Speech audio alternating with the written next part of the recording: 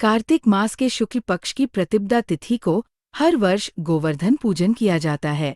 गोवर्धन पूजन को अन्नकूट भी कहा जाता है और इस दिन गोवर्धन महाराज की घर पर प्रतिमा बनाकर पूरे परिवार के साथ पूजन किया जाता है।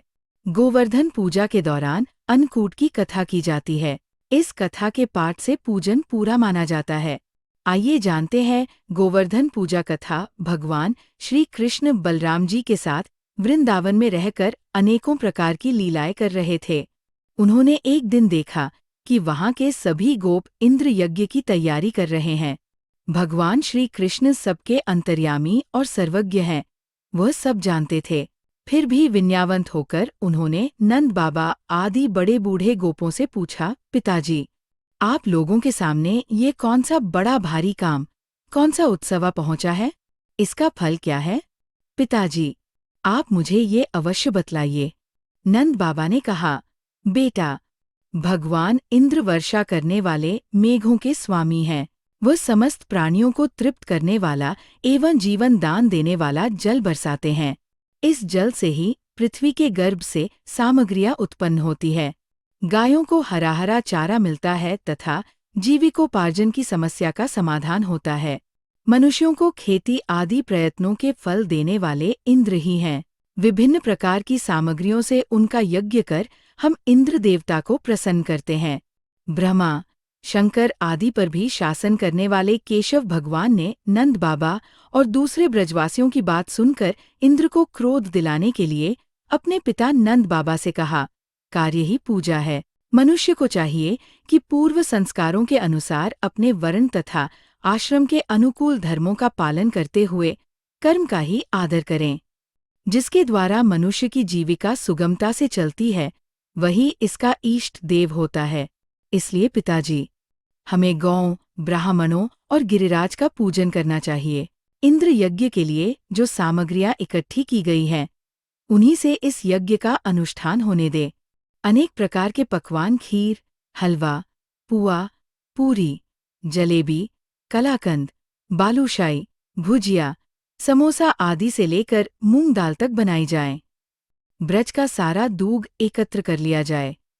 वेद पाठी ब्राह्मणों के द्वारा भली भांति हवन करवाया जाए तथा उन्हें अनेक प्रकार के अन्न, गौएं और दक्षिणाएं दी जाएं। गायों को चारा दिया जाए और फिर गिरिराज को भोग लगाया जाए। इसके बाद खूब प्रसाद खा पीकर सुंदर सुंदर वस्त्र पहनकर गहनों से सजस जा लिया जाए और चंदन लगाकर गौ, ब्राह्मण, अग्नि तथा गिरिराज गोवर्धन की प्रदक्षिणा की जाए। पिताजी, मेरी तो ऐसी ही सम्मति है। ऐसा यज्ञ गौ, ब्राह्मण और गिरिराज को तो प्रिय होगा ही। मुझे भी बहुत प्रिय है। नंद बाबा और ब्रजवासियों ने कहा कि बेटा, हमें इसमें कोई आपत्ति नहीं है, लेकिन इंद्र महाराज नाराज हो गए तो फिर इंद्र के कोप से तुम्हें हमारी रक्षा करनी होगी। जो कुछ भी हम भोग लगा देंगे, वह सब कुछ खाना होगा। हमारी संपूर्ण अभिलाषाओं को जिस प्रकार इंद्र पूर्ण करते हैं, उसी प्रकार पूरा करना होगा। भगवान श्री कृष्ण ने नंद बाबा आदि की सभी बातों को मान लिया, क्योंकि कालात्मा भगवान की इच्छा थी कि इंद्र का घमंड चूर चूर कर दें।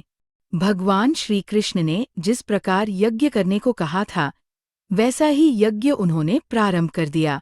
पहले ब्राह्मणों से स्वस्ति वाचन कराकर उसी सामग्री से गिरिराज और ब्राह्मणों को सादर भेंटें दी तथा गौं को हरी हरी घास खिलाई।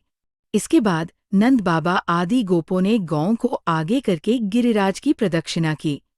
ब्राह्मणों का आशीर्वाद प्राप्त करके वह और गोपियां भली भांति श्रृंगार करके और बैलों से जुती गाड़ियों पर सवार होकर भगवान श्री कृष्ण की लीलाओं का गान करती हुई गिरिराज की परिक्रमा करने लगी। भगवान श्री कृष्ण गोपों को विश्वास दिलाने के लिए गिरिराज के ऊपर एक दूसरा विशाल शरीर धारण करके प्रकट हो गए तथा मैं गिरिराज हूँ, इस प्रकार कहते हुए सारी सामग्री आरोगने लगे। एक रूप से पूजत है, एक रूप से रहे पुजाए। सहज भुजा फैलाए कै, मांग मांग कै खाए। सभी जन गिरिराज बाबा का आशीर्वाद प्राप्त कर प्रसन्न चित्त हो रहे थे। उसी समय देवर्षि नारद इंद्र महोत्सव देखने की इच्छा से ब्रज में आ गए। पूछने पर ब्रजवासियों ने बताया कि श्री कृष्ण की आज्ञा से इस वर्ष इंद्र महोत्सव समाप्त कर दिया गया है। उसके स्थान पर गोवर्धन पूजा की जा रही है। ये सुनते ही नारद उल्टे पांव इंद्रलोक गए तथा खिन्न मुख मुद्रा में बोले, हे राजन, तुम महलों में सुख नींद की खुमारी ले रहे हो। उधर ब्रज मंडल में तुम्हारी पूजा समाप्त करके गोवर्धन पर्वत की पूजा हो रही है। इसमें इंद्र ने अपनी मान हानि समझकर मेघों को आज्ञा दी कि वे ब्रज में जाकर प्रलयकारी मूसलाधार वर्षा से पूरा गांव तहस-नहस कर दें। पर्वताकार प्रलयकारी बादल ब्रज की ओर उमड़ पड़े। भयानक वर्षा देखकर ब्रज मंडल घबरा गया।